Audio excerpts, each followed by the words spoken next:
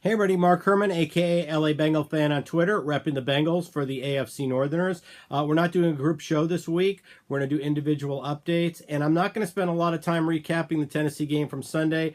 Feel free to go back and watch my video that I put up after the game on Sunday for a lot of my comments. So let's get started. My first thing, a couple weeks ago, I jumped on Marvin Lewis for saying the stupidest fucking thing I've ever heard, which was that Mixon needs to sit and learn from Jeremy Hill. And I want to give a shout out to Daddy-O, who also does a YouTube show, and I've seen him on Reddit, and we follow each other on Twitter. He had a great comment 2 weeks ago on Twitter when Mixon scored. He said, how on earth could Mixon score when he didn't have Jeremy Hill to learn from?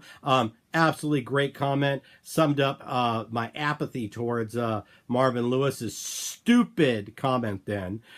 Then he said the right thing after the Indy game where he said we won despite ourselves, which was a good, I think, evaluation of this team after that game, because that's a game they should have run away with, and they basically, without Dunlap's interception, they don't win that game. Well, this week, I think he said it this morning or yesterday, another stupid bonehead comment out of Marvin Lewis. He talked about the reason why John Ross was only on the field for one play was because he was so disappointed with the way he executed that play and didn't keep running that he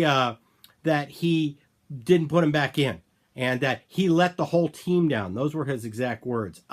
We've sat there for this entire fucking season, and we have watched Cedric Ogbuehi let this team down continually throughout the entire season. Heck, against Jacksonville, we watched him let a pass rusher in, sack Andy Dalton, and he didn't even help Andy Dalton up. He just turned around and walked away after completely quitting on the play. Why is he still in the game? I mean, that is probably one of the stupidest things I've ever heard a coach say. So you, a rookie that needs playing time and needs time to get in sync with the offense, you pull him after one play because you didn't like the way he played, but you're going to sit there and put our quarterback at risk and let Ogbuehi really risk Mixon and Dalton and Gio. You're gonna leave him in and cut him slack. Fuck you. I mean, you are such a hypocrite. I really wish we would fire Marvin right now and let Gunther be the head coach. See if the team responds to Gunther. Let's see if Gunther's our next head coach, or do we need to go outside?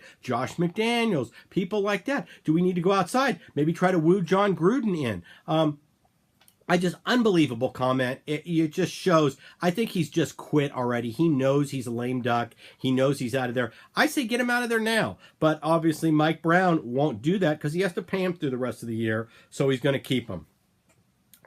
Looking at this team as a whole, statistically, we have one of the better defenses. Okay, they've only allowed 16 touchdowns through 9 games, which is really good. But when you take into account the short field that our offense has put them in, it's even better. But this team isn't a good situational team. They are the worst offense in the NFL. I think the statistics I read this morning was we're averaging, I think, less than 280 yards total. That's passing and rushing per game. They are the worst in the NFL. But situationally, both offensively and defensively, this is probably one of the worst teams in football. I mean, the defense, although they're ranked pretty high and their stats look good, they don't get off the field on third down when they need to. They don't make that critical stop. And on offense, obviously, they're not making the conversion on third down, which is why our defense is on the field more than 40 minutes every single game. I read a statistic that 2 weeks ago, Adrian Peterson for Arizona touched the ball more times than Bodine on our team. Bodine's our center. He touches the ball on every offensive play. So that is just a horrible statistic, and it just shows you just how bad the offense is. But situationally, this team's bad in its totality. I mean, it doesn't make the play when it really, really matters. We saw that at the end of the game last week. We saw that at the end of the first half last week. I talked about this in the last video. This would be the last week as a fan I could really justify playing all of our starters and not trying to see what we have with our bench players. Numerically, you win this week, you win against the Browns next week, and you face the Steelers at 5-6 with a chance to get to 500. We're not going to win the division, but numerically, I guess you're still in it playoff-wise. But I don't think there's anybody listening to this video that actually believes that this is a playoff team. I don't think there's anybody out there. You just look at the way they play, the mistakes they make, how poorly coached they are, the poor game plans, the no adjustments at half. I mean, I can go on and on about the reasons why this team's already out of it. But I would say we need to start clearing the cupboards. If not this week, because it's a road game in Denver against a stout defense, you certainly start doing it next week. I want to see more Malone. I want to see more Lawson. I know that he's made penalties, but he's a rookie. He needs to get out there and cut his teeth. Billings had a key holding penalty either this last game or the game before. He needs to be out there more, so we get him more playing time. And I would like to see us, I said this a couple videos ago, we've got to have some guys in our offensive linemen who are second and third string, maybe practice squad guys, that will actually take more pride in their work and play hard and try to improve. Because I don't see that from Ogbuehi. I would just bench the guy. I don't think he's even fit to be a backup, more or less a starter. Certainly should not be a starter. Get him off the field before Gio gets hurt or Mixon gets hurt or Dalton gets hurt. And I would like to see what we have in A.J. McCarron. If the team responds to A.J. McCarron, maybe we try to trade Dalton and we keep A.J. McCarron. We don't know what we have. And the counter argument to that is, well, we might damage his trade value. That's true, but I think a lot of the other teams know how shitty our offensive line is, and they're not going to hold that against A.J. McCarron if he doesn't look great. But there's a lot of stuff on film, and we need to learn about him. Maybe he's our guy. Maybe we don't have to get into the quarterback ladder. We don't know. We need to give him a chance. In other sports, when you're eliminated, you guys start playing the bench to see what you have, and you get your younger players a lot of playing time. Let's get them out there. Let's get William Jackson III. William Jackson III should be a starter. I don't know why he comes in when Adam Jones is hurt. He should be in the starting rotation. But we need to get these guys playing time. If not this week, I want to see it starting next week. Because it makes sense, this coaching staff probably won't do it because they don't do what makes sense. Talking more specifically about this game coming up, we're looking at a team that's similar to us for different reasons, but you're looking at an offense that's struggling and putting its defense in bad positions. I think they've given up over 30 and over 40 points in their last two games.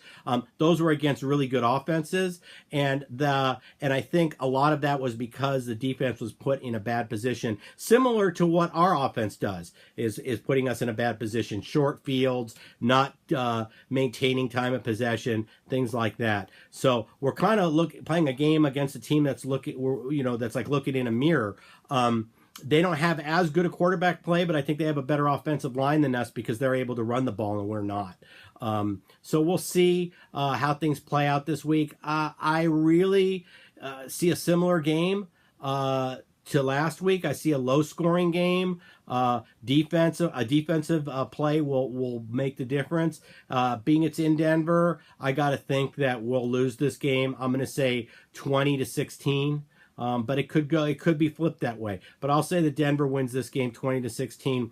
One of the interesting things is that this Denver is six. If the draft were to start today, Denver would draft 6th, we would draft 5th. So this game could be the deciding game between who drafts where down the road. So it'll be interesting to see how that plays out. Not expecting much. I've really become quite apathetic, as I think most Bengal fans have, because nothing's going to change till this coaching staff is gone. And I don't know that we make the change, during the season, even though I'd like to see it. But I would at least like to see some of our bench players get in there. So don't know if we're going to be doing a group show next week or the week after with the holiday coming up. I'm not sure how it's going to play out. But as usual, I will have my post-game comments up right after the game on Sunday. And if we don't do a group show, I will have an individual show just like this one up next Wednesday. So a couple shout outs to Rocco's. Thank you as always we do film our group shows there. So go to Rocco's. They got 4 locations. Go to roccos.com. Rocco's Tavern, and go check. Great place to check out a game. Also, Superfan Style does our shirts. You can go to one of our older shows. It'll give you a discount code for that. And Noob Football, Jose, does a podcast and a YouTube show. He's been doing our Ravens game, so definitely check him out. And a shout out to Ace Boogie, my brother from another mother, who I saw did a Bengals show a night or two ago. Definitely check him out, New Stripe City. So definitely check those things out. And I will sign off, as I will for the rest of the season, with fuck Marvin Lewis. Okay? Have a good week, everybody.